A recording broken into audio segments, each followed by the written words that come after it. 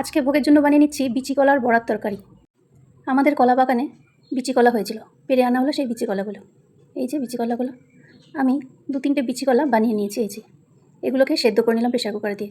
এবার এই কলাগুলোর থেকে বীজ ছাড়িয়ে নেব। এরকমভাবে বীজ ছাড়িয়ে নিয়ে বীজগুলোকে আলাদা করে দেবো, শাঁসগুলোকে আলাদা করে দেবো। হয়ে গেছে সব বীজ আলাদা করে দেওয়া। এর মধ্যে মিশিয়ে দেবো আদা, কাঁচা লঙ্কা বাটা, ভাজা মশলা গুঁড়ো, চালের গুঁড়ো, কিছুটা পনির, লবণ, মিষ্টি দিয়ে সব কিছু এবারে সবগুলোকে একসাথে ভালো করে আমি মেখে নেব। কলাগুলোকে নিয়ে এরকম গোল গোল করে হাতে আমি একটা বলের শেপ দিয়ে নেব। মাঝখান থেকে ফাঁকা করে দিয়ে সেখানে 2-3টে করে কিশমিশ দিয়ে দেবো। তারপরে হাত দিয়ে চেপে চেপে আবার ফাঁকাগুলো বন্ধ করে দেবো।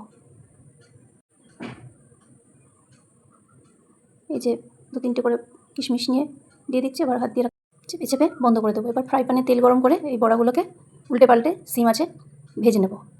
মিক্সিতে 2টো টমেটো আর 4 মগজ পেস্ট করে নিলাম। তেলের পরে দিয়ে দিলাম তেজপাতা, জিরা, গরম মশলা। এবার মিক্সি পেস্ট করার মশলাটা দিয়ে দিলাম হলুদ গুঁড়ো, দিয়ে দিলাম কাশ্মীরি লঙ্কার গুঁড়ো, দিয়ে দিলাম আদা লঙ্কার পেস্ট।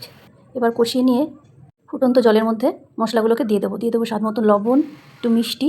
এবার ভেজে রাখা বড়াগুলোকে ঝোলের মধ্যে দিয়ে দেবো। 5 মিনিট জাল করে নিয়ে দিয়ে দেবো গরম মশলা, ঘি। সব কিছু রেডি হয়ে গেছে। এবারে একটা তুলসী মঞ্জুরি দিয়ে আমি ঠাকুর ঘরে নিয়ে যাব।